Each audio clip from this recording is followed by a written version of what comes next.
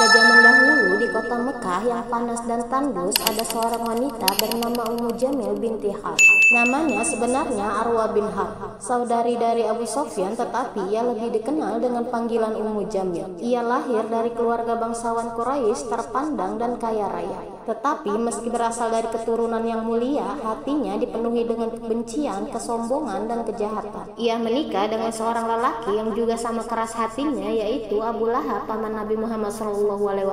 Bersama suaminya, Ummu Jamil menjadi salah satu penentang keras dakwah Islam. Sejak Nabi Muhammad SAW menyampaikan ajaran tauhid, mereka berdua bahu-membahu melakukan segala cara untuk menghalangi cahaya Islam menyinari Makkah. Ummu Jamil sebenarnya adalah tetangga Nabi Muhammad SAW. Seharusnya ia tahu akhlak mulia beliau sejak muda. Dikenal jujur, amanah, penyayang, dan tidak pernah dusta. Namun kebencian telah menutup matanya. Ketika Nabi Muhammad SAW menyampaikan risalah Islam, Ummu Jamil justru merasa terhina. Baginya, ajaran tauhid yang menghapus berhala berarti ancaman bagi kedudukan keluarganya di tengah masyarakat Quraisy. Sejak itu, Ummu Jamil dan suaminya Abu Lahab selalu mencari cara untuk menyakiti Nabi Muhammad SAW. Siang hari, Ummu Jamil sengaja menyebarkan fitnah dan ejekan kepada Nabi. Ia berteriak di pasar mencaci maki Muhammad dengan sebutan yang keji. Malam hari, ia membawa duri, ranting, dan onak lalu menebarkannya ke jalan yang biasa dilalui Nabi.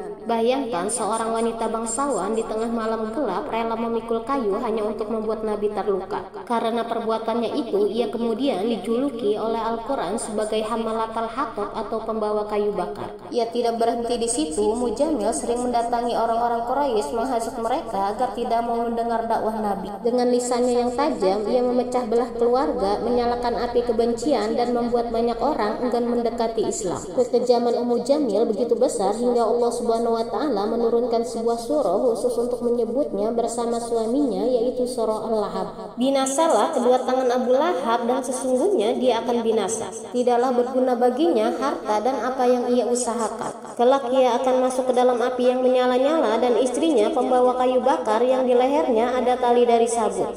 Ayat ini menggambarkan masa depan yang kelam bagi Ummu Jamil. Kata Hamalatal Hatab tidak hanya berarti pembawa kayu bakar di dunia, tapi juga simbol siksaan di neraka, di mana ia akan mengumpulkan kayu untuk menyalakan api yang membakarnya sendiri. Ketika surah itu turun, Ummu Jamil mendengar kabarnya. Dengan penuh amarah, ia mengambil sebuah batu besar dan mendatangi Ka'bah, di mana Nabi Muhammad SAW sedang duduk bersama Abu Bakar. Ia berteriak lantang, "Aku mendengar bahwa Muhammad telah mencaciku demi berhala-berhala kita. Jika aku menemukannya, akan kutimpakan batu ini ke wajahnya." Namun Allah Subhanahu wa Ta'ala melindungi nabinya. Saat itu Ummu Jamil tidak bisa melihat Nabi. Meski beliau berada tepat di hadapannya, hanya Abu Bakar yang melihat peristiwa itu. Dengan kebutaan hati, ia pulang tanpa menyadari kebesaran Allah yang menutup pandangannya. Meski berasal dari keluarga yang kaya, Ummu Jamil hidup dalam kegelisahan. Kebenciannya justru membuat hidupnya sempit. Orang Quraisy mulai melihatnya sebagai wanita yang keras, kejam, dan penuh amarah. Ia kehilangan wibawa meski masih punya harta. Anaknya pun tidak terlepas dari keburukan. Sebagian mereka menolak Islam, sebagian lainnya hidup dalam hina.